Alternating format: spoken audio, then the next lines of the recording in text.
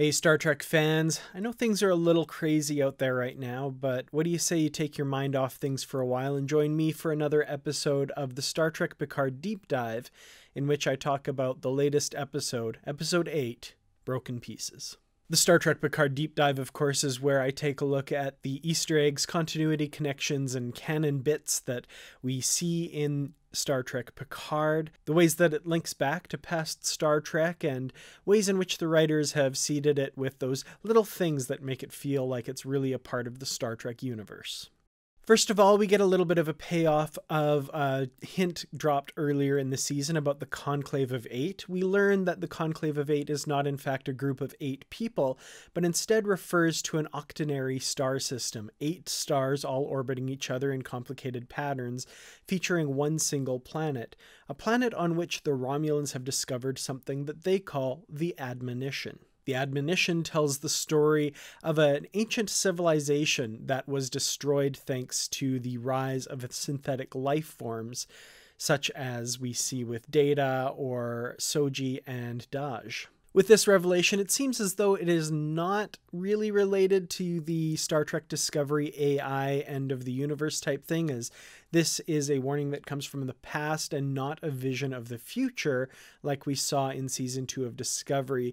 However, it's still hard to ignore some of the thematic links with AI and synthetic life being very inextricably linked together, but it does seem that the only links they actually have are the reuse of some of the digital elements. So we'll see if there's still some sort of link to that, but at this point I'm thinking they are very much two separate things.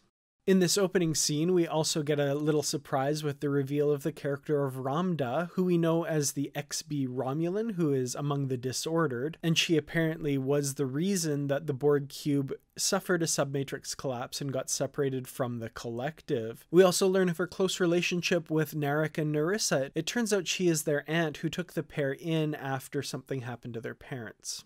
In this episode, we get the result of Elnor's SOS to the Fenris Rangers, and of course it is 7 of 9, the most famous Fenris Ranger, and really the only Fenris Ranger we've met so far. Of course, she would be the one to respond to a distress call on the Borg cube. It's really great to see Jeri Ryan in this role again. I was a little worried we wouldn't see her, but again, we had it kind of revealed earlier on that she would be in more episodes, so I feel like she still has a role to play in the endgame beyond what happens in this episode, so we'll see where that goes. We also get a little bit more to Rios's backstory, linking him to the synthetics and that whole history there. This strikes me as a little bit of a small universe syndrome.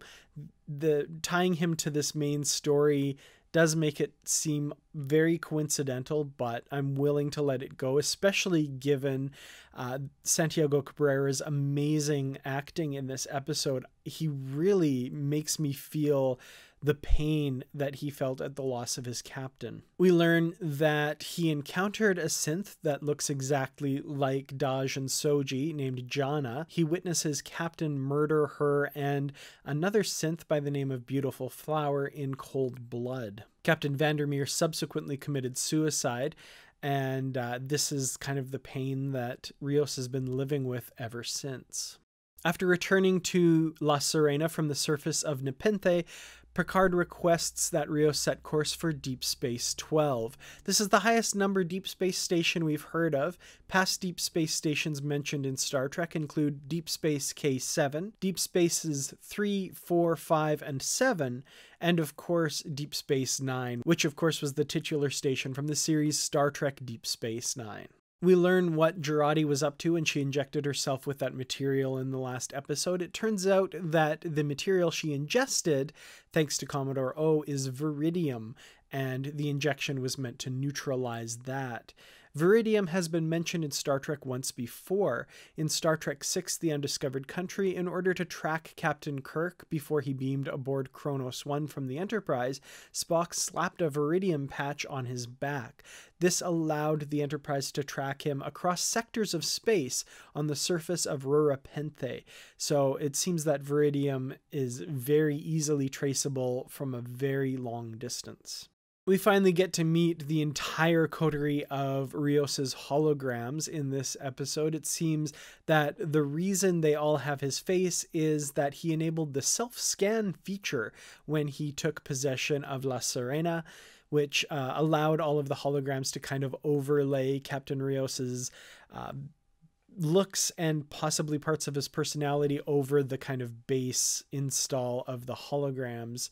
Interestingly, one of the holograms, the engineering hologram, who we haven't met until this episode, is Scottish. This, of course, would be a tip of the hat to Scotty, the engineer from Star Trek, the original series, played by Canadian James Doohan.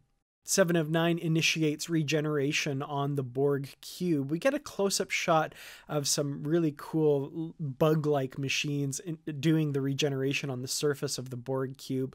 We've seen regeneration before, not quite in this detail. When we first met the Borg in the episode Q Who, we see the regeneration of the ship taking place as it chases down the Enterprise.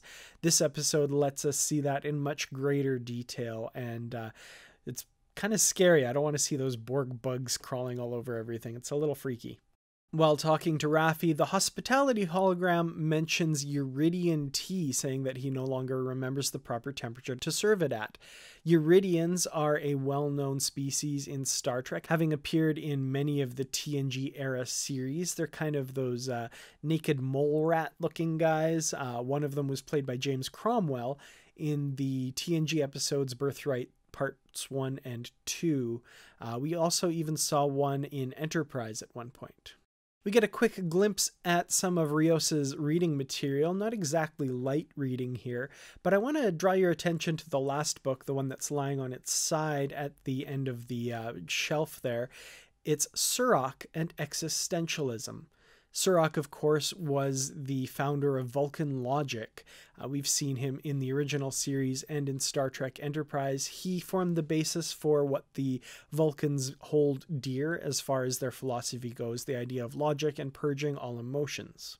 We get to see Rios's belongings from the Ibn Majid. We get this brief look at the profile of the Ibn Majid, and according to Michael Chabon online, it is a Curiosity-class starship. I don't know about you, but I'd love to see this ship in action. It kind of looks almost along the same lines of a Sovereign-class starship with a few differences. Some people have pointed out it looks a lot like the USS Emmett Till from the proposed imaginary Season 8 of Deep Space Nine, from the Deep Space Nine What We Left Behind documentary. This was the ship captained by Captain Ezri Dax.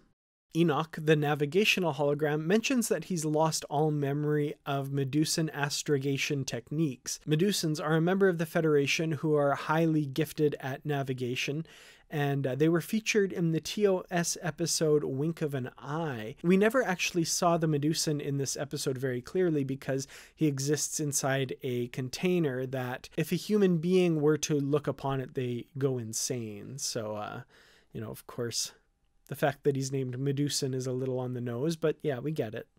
This isn't so much an Easter egg as just a funny little bit. When Raffi indicates Captain Rios's record player, she refers to it as a Walkman, unsure what exactly it's called. I love that, this far removed in the future, they would just be like, old-timey music playing device. I think it was a Walkman, something like that. I love it. I thought that was really funny.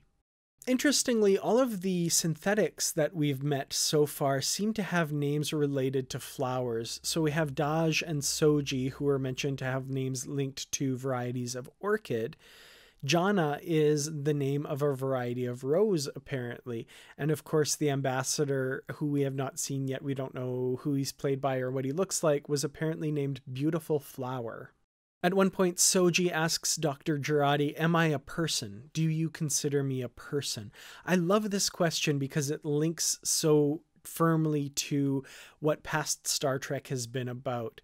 Am I a person was kind of the question at the heart of the episode Measure of a Man, in which Data's rights as an individual are put to the test in a hearing. This just is such a fundamental Star Trek inquiry. What does it mean to be a person? What does it mean to be sentient? And I love that this series is kind of exploring that question through the character of Soji and the creations of Bruce Maddox and Dr. Noonien Soong. Just before the Romulan fleet arrives at the artifact, we get this shot of the exterior of the Borg ship. If you look, you'll notice there's a Borg sphere embedded in that side of the ship. The Borg sphere, of course, was first seen in Star Trek First Contact as an auxiliary ship to the Borg cube. I just wanted to point this out here because I think it's really cool.